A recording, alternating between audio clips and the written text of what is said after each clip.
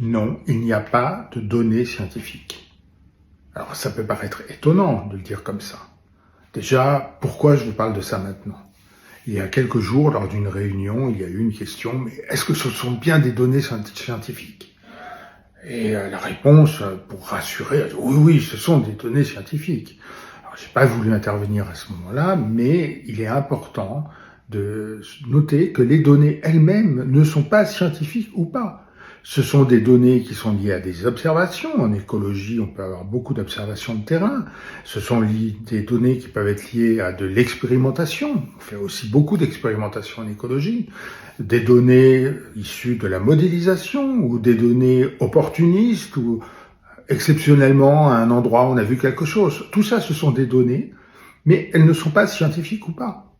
Ce qui est scientifique, c'est la démarche. La démarche par laquelle on va utiliser ces données pour répondre à des questions intéressantes, parfois pas intéressantes, c'est un autre sujet dont on reparlera une autre fois, mais donc la démarche scientifique utilisant ces données peut être synthétisée par d'abord on prend des données, ensuite on fait une tentative de généralisation de ces données via une théorie. De cette théorie, on fait des prédictions. De ces prédictions, on fait d'autres observations ou des expérimentations pour tester ces prédictions.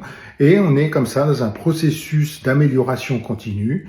Processus qui a été, on peut dire, initié par Aristote et qui se poursuit encore à l'heure actuelle avec des noms comme, bien sûr, Descartes côté français ou avant Roger Bacon en Angleterre.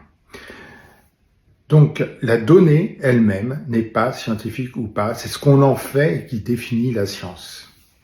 Alors, cette donnée peut être de bonne qualité dans le sens où elle a un niveau de précision intéressant, c'est-à-dire comment on la connaît, est-ce qu'on a beaucoup d'incertitudes ou pas.